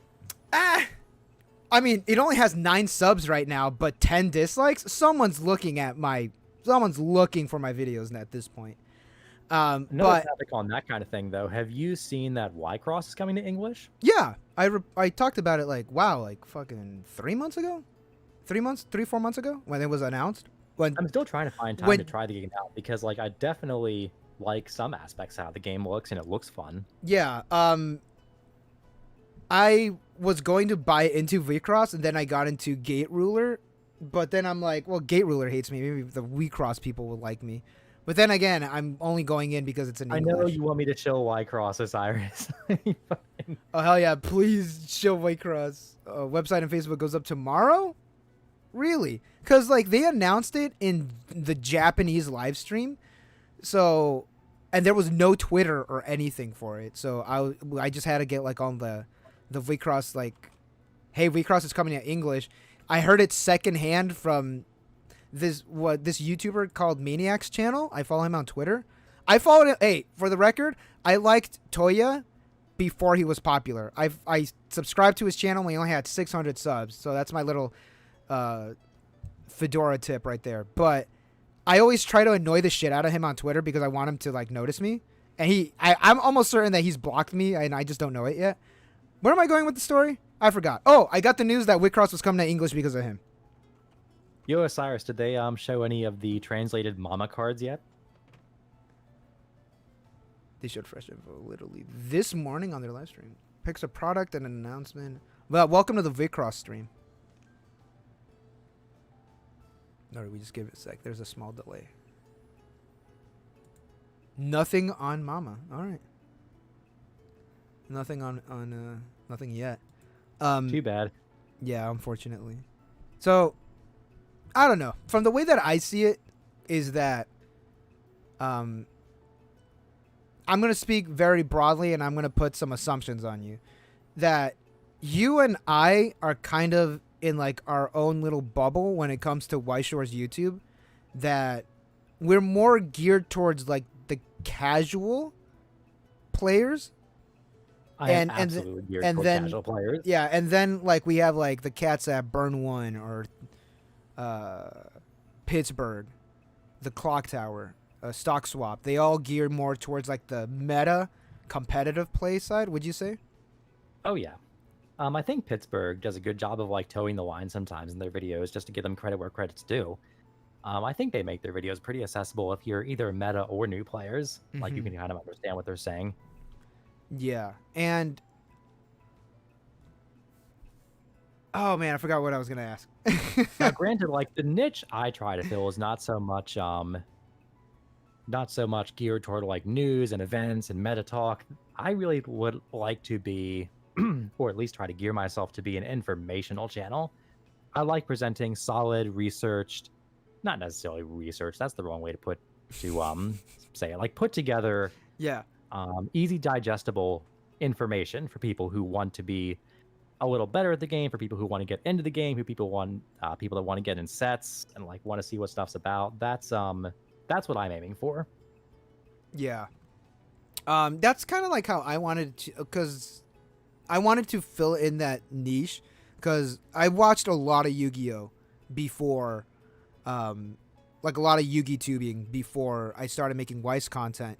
and I wanted to emulate like what they were doing. Like one really big YouTuber that I liked was DPYGO, and just every single day he talked about a Yu-Gi-Oh card, every single day. And then I was like, I think I could do that for Weiss because we have the card of the day, so I could probably do that too. But then I was like, I'm not gonna lie, I'm pretty good at the game. I'm not the best, but I was like, I don't know if having, plus like making a video every single day, I have work, I have school, I have band, I have family obligations. Like that's way too much for me at the time, at least.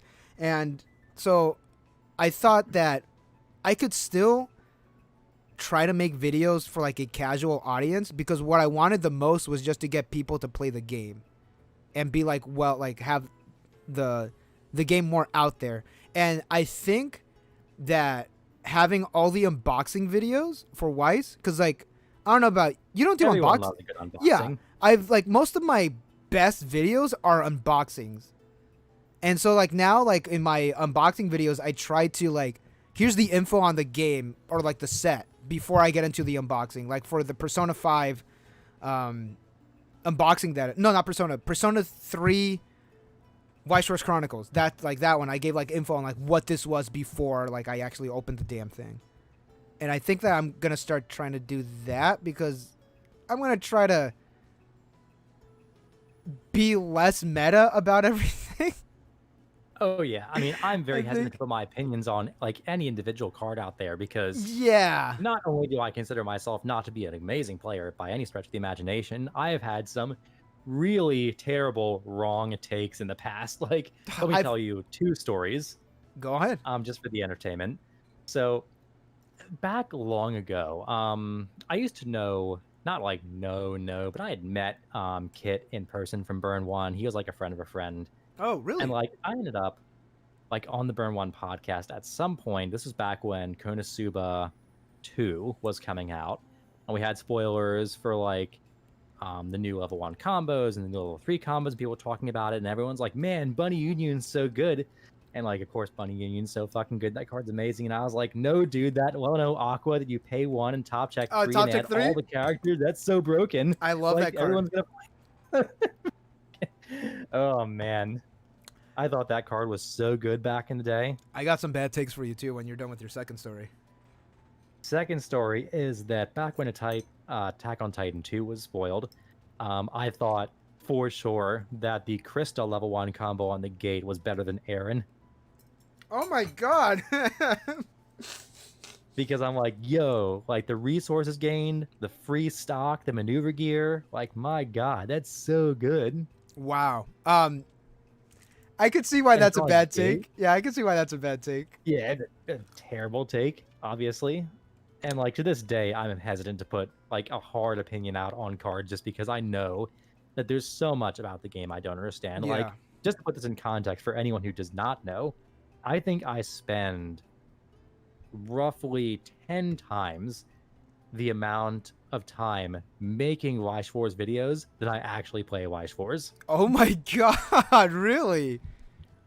And like, just to put that in perspective, like the set discussion I'm working on now, like the set discussions that I have done in the past and the one I'm working on now, it's roughly 20 hours of work altogether. And I maybe get to put in like 1 or 2 hours a day, if that. Some days more, some days none, depending. But like, that's what I spend my time on. Like, I just don't get to play too much because either I'm working and when I get home I'm like tired and I don't want to like be on a webcam with somebody and play because I Yeah. don't feel mentally with it. And like, I haven't been able to go to my locals as much as I want to because I'm also busy with both work and school and like other side projects I'm working on. It's just a lot. Yeah, So I I end up play. spending a lot more time making content for Weiss than playing it, and I'd like to change that, but it's a struggle. Because how information dense my videos are, because like I need to be, and oh man, I brought this up in at my locals actually, because whenever someone asks like, oh, is this like whatever happening, I'm like, yes, that this is true, because like, and I always have the answers because of how much information like I have to keep up with the news, not only with Weiss Schwarz.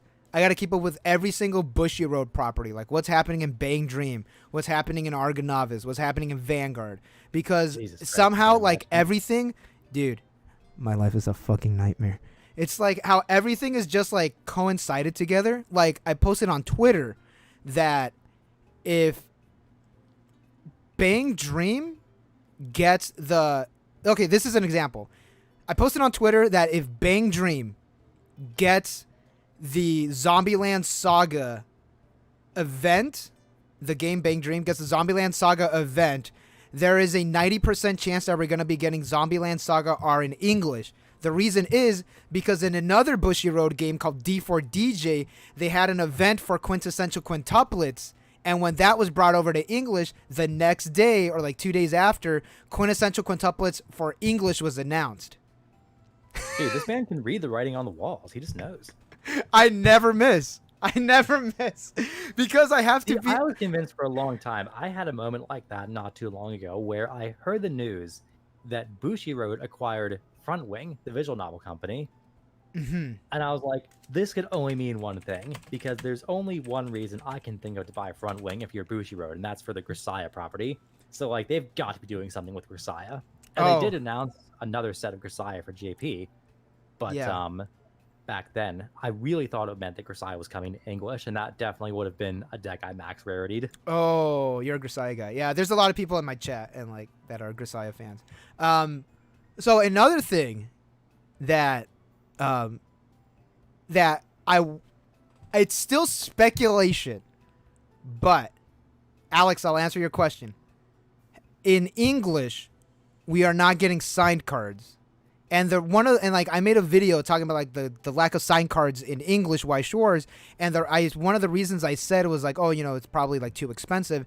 And another one that was that Aniplex that licenses these anime properties doesn't want to give out their signed cards to Bushiroad anymore. Because it's oddly specific. Kaguya, Sword Art Online, Heaven's Field, or Fate Stay Night, Madoka, all of those are Aniplex properties. Yeah, and we've had signed cards from other properties that aren't Aniplex. Yes. So can you imagine if Day Live had stamped cards? People would have been not buy more it. pissed than any. Yeah, they would not buy it. So, with that being said, Aniplex actually announced their own trading card game called Build Divide. And on one of my streams when I was talking about Build Divide and like what that means for Aniplex, I said Build Divide is owned by Aniplex. Aniplex owns all of these anime properties. It would not surprise me if Aniplex would start bringing in those anime properties. And then I brought up that the Weiss Schwarz stamp cards in English. And somebody in my chat said, oh, but why do those have signed cards in JP? Because the JP sets was before Build Divide was created or in production. Build Divide is in production. Bushiroad got these licenses for these series, but Aniplex will not be giving the stamp cards because they're not going to be wanting to give out those rights. And now, I think like last month, Build Divide announced that they're going to be having crossover booster sets. The first one is Madoka. Well, that's... I never miss. I literally never miss. And then the next one will be announced, like, I think in November, December, they're going to announce the next crossover set. So I literally never miss. So, and again, I need to be so well versed in all of these different Japanese card games. Like, all of these different Japanese card games, because they're all somehow interconnected. Because Bushiroad's going up against Broccoli. Bushiroad's going up against its own property, Rebirth for You.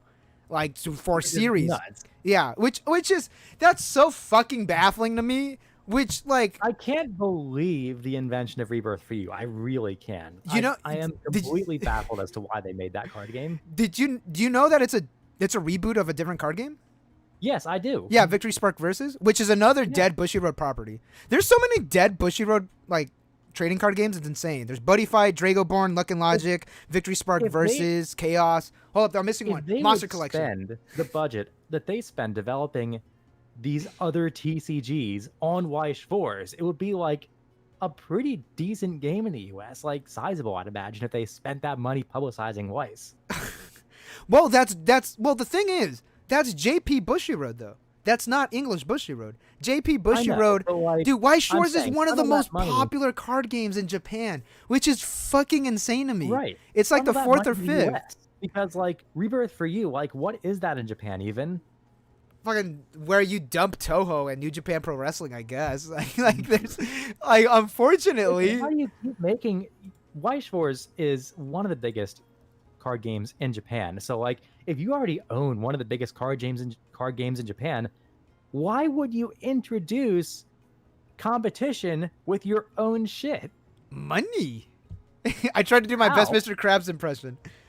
You get more money from your licensees. Well, okay. The way that I see it is that if you make another card game using like different anime properties, you're not oversaturating Weiss Schwarz. They're releasing 2 sets a month with an extra card game property. They could add more, and they're starting to do that with Vanguard, with Shaman King and Monster Strike, Tonka Rambu, Bang Granted, Dream. I would almost buy that if they had introduced some of the titles that they were introducing with Rebirth for You to Weiss Schwarz. Now, granted, they did it with Hololive and what's the other big example? I forget off the top of my head. Bang Dream. Bang Dream. Just assume Bang Dream's in every Bushy trading card game. They need to double dip on some of these titles for Weiss Schwarz. Like if Azure Lane got a Weiss Schwarz set, holy shit, people would love that. Dude, I don't know. I'll be honest. I don't understand Azure Lane. I don't get the appeal. I guess because I'm a Contai collection guy. I don't get the appeal of Azure Lane, honestly. Or like Genshin. Genshin was a huge oh my get. god. Like, Oh my god. I lost my shit when on the live stream when they announced they Genshin. have to double dip. Genshin, not bringing Genshin to Weiss is such a terrible decision. They want to build up Rebirth for You. Why? Is this Rebirth? Have you seen the art in Rebirth for You? The original art. It looks like Shioko-chan. It looks like Shioko. That's good enough for me. That's why I'm buying Rebirth for You. Damn. So what property would you like to see in Weiss Schwarz? Me? Yeah. Like, what's your dream property? Like anyone else? Oh man.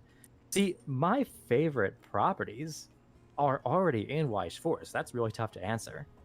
There has to be another one. I'm thinking. Okay. I know I've been asked this question before, and I know there's like 1 or 2 answers that I do have that I would like. Well,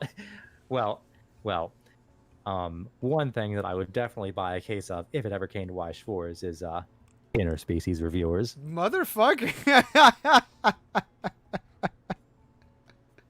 All card game players are Coomers confirmed. Let me think though. Man, I know. But Master Case? You'll buy a Master Case? I might, if that ever came. Buckland said nice.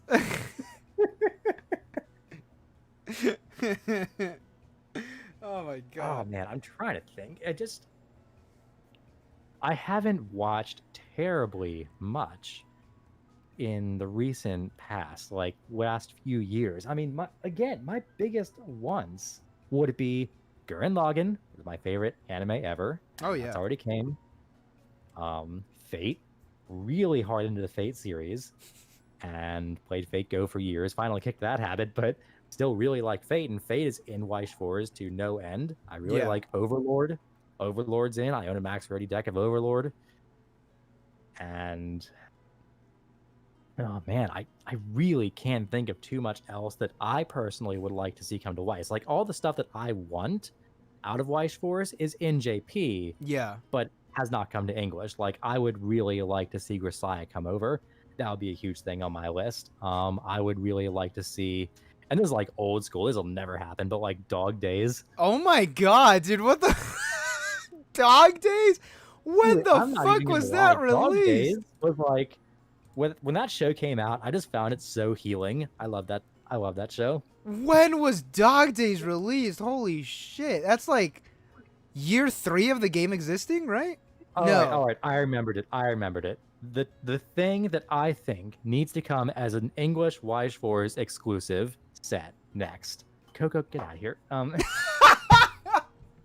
Speaking of cats, Nekopara. Nekopara, really? I think I rebuttal. I think Doki Doki Literature Club would be smart. I think it would too. That's also a very strong potential. Yeah. But yeah, Nekopara. I think people would freaking love that in Weiss Schwarz, no lie. Yeah, I could see Bushiroad, that.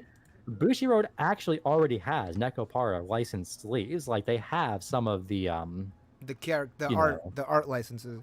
Yeah, that's art licenses. They've been in talks with NekoWorks. I thought Uma Musume, the horse one, was going to come to Weiss. I thought it was. I could have sworn it was going to get announced. There's way too much like art supplies. I know. Bushy has really worked. Thought Uma Musume was going to be there. Yeah, Bushy has worked with Psy Games multiple times in the past.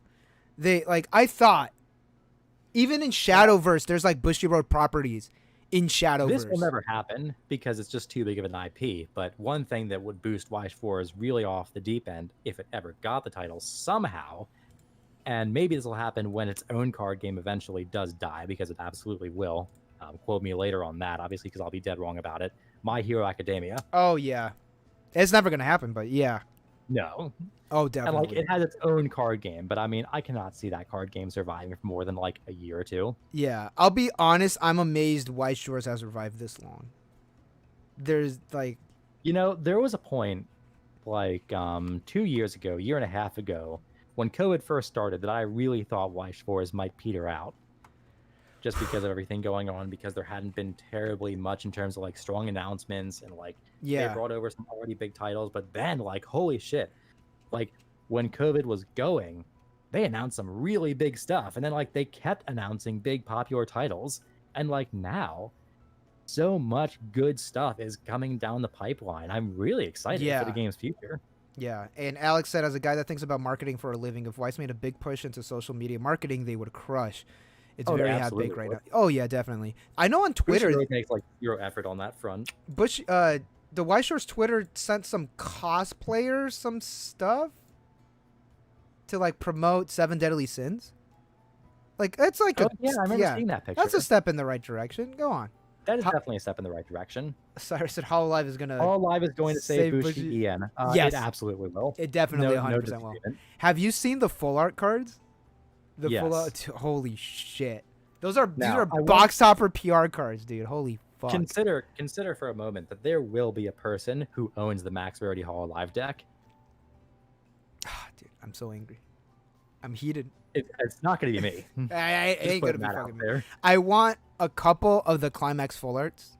That's it. I want some of the SPs of, like, my favorite VTubers who have actually never watched.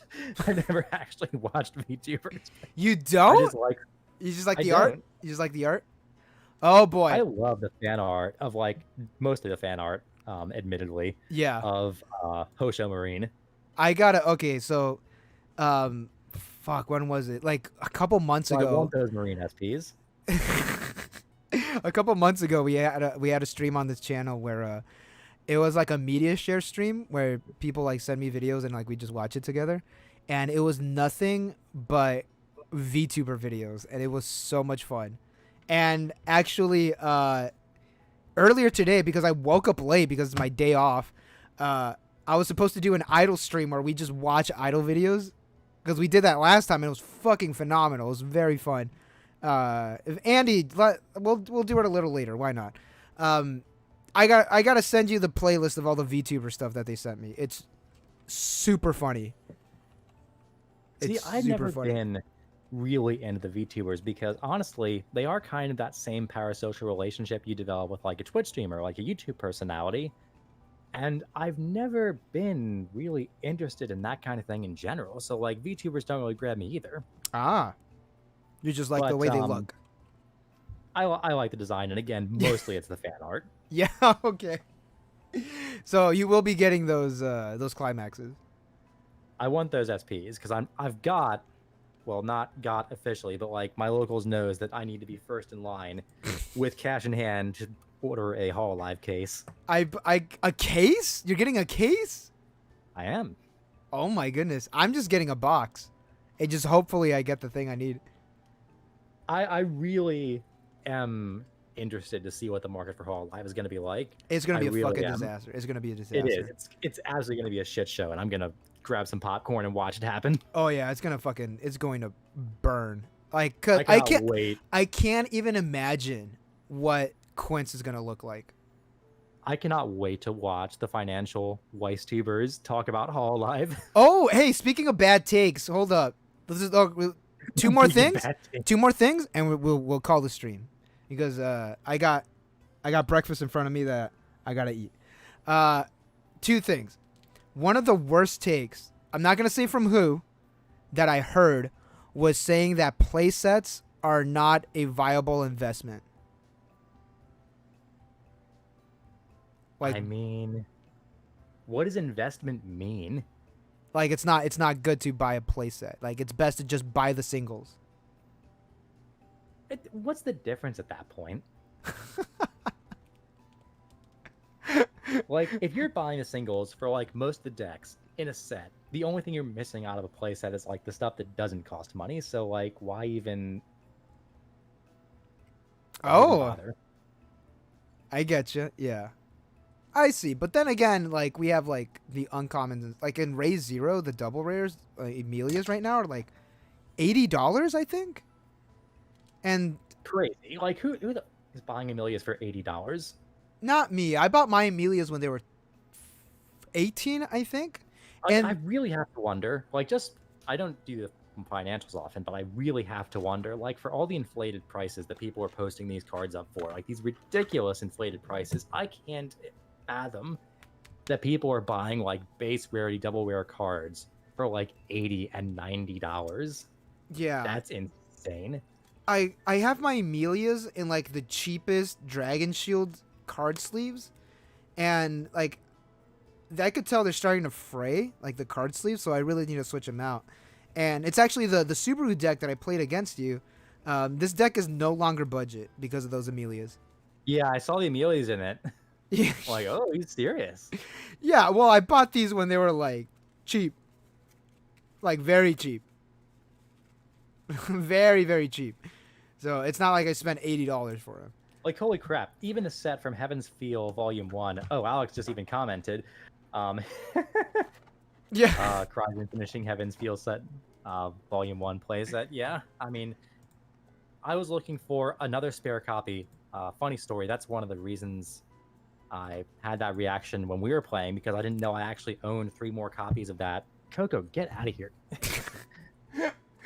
God damn. Anyway. Christ. Did Coco come back? Yeah, she I'm trying to. Oh, I hear her. I hear her. Try to finish the sentence. Okay, so the In Charge of Yuki Double Rare Rin from Heaven's Feel Volume 1, I was looking for 2 of them to put in my new deck. I only remembered having 1 extra. And I looked in my Rin and Archer deck for ones that I might be able to scrape out, and I didn't think I had any extra because I only thought I ran 2 in that deck. But then, like, when I was playing you, I'm like, yo, I have 3 in this deck. That's so good, because like the only postings for this freaking card are like $80 now. Which is That's why. That makes sense. Andy said put Coco on the mic now. I could hear Coco from here. She is on the mic. Yeah, I could hear the cat. She's literally like no, not even a foot, like 10 inches from the microphone. That's a good solid condenser mic.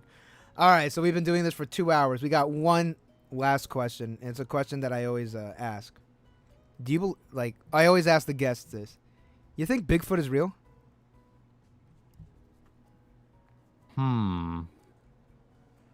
You think he really out there? Are you talking about like the version of Bigfoot where it is actually a semi-sentient, like 8-foot tall Wookiee? Yeah, if you want. whatever you think Bigfoot like, is. There are different interpretations of Bigfoot, right? Yeah. And do I think that interpretation exists? Probably not. Probably not. Do you think he's a hyperdimensional being that slips through time? I think that's more likely, honestly. Because like I was like watching some like Bigfoot explanation videos, and some people are saying that he's just a really big, just a bear that walks on 2 feet, and I was like, bears don't do that.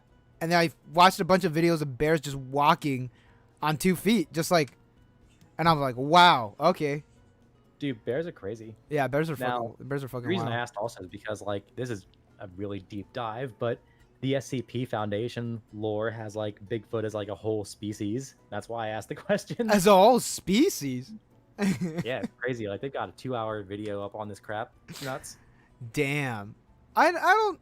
I mean, I don't think Bigfoot's real. I just think that it's just people thinking too much about it. But hearing, like Bigfoot explanation videos is like one of the craziest fucking things like I've ever Now, done on granted, YouTube. If we're talking about cryptids in general, the rake is absolutely real. Oh come on, that's just a creepypasta. No, dude, skinwalker, it's real. Oh, skinwalkers are real. I had a friend, actually, one of my friends, he lives in the Navajo Nation. He was actually telling me about skinwalkers. And then he also told me that not to stand by a cactus because the cactuses contain souls of dead Navajo warriors, and that the cactuses will break and fall on you and kill you so they could have someone to go to the underworld with. Jesus. Yeah. Hella. Joseph Ruiz says, what deck does Bigfoot play, though? And I'll tell you what deck he plays. He plays a Magic the Gathering deck composed of all the 2/2 bears for 1 and a green, and like a hand card wooden deck box, like grizzly bears, forest bears, primal bears. That's what he plays. I was gonna say Summer Pockets. He looks like a Summer Pockets player, or a Hina Logic player. Hina Logic. Yeah, he looks like a Hina Logic player. All right. All right. Oh, hey, the clock tower's here. Hey, what's up? What's up, Colton? But unfortunately, sorry, Colton. We're all done. Thank you so much, 36 Cancel, for joining the stream. This was super fun. It was fun. Thanks for having me on. Yeah. You want to plug your? I mean, people already know, but do you want to plug your your socials? I would, but I don't have any. Just your YouTube. Dude, how do you do this without having like a Twitter at least? I don't know. That's insane, dude. It's just that's okay. 36 Cancel. You know him. You love him. You love the cat too. Thank you so much. This was very fun. Friend, do I consider you a friend of the channel now? That's your call, my dude. I mean, I am a member of your channel. Okay, so a friend of the channel. 36 Cancel. Thank you so much, and thank you to everybody in chat. We'll catch y'all later.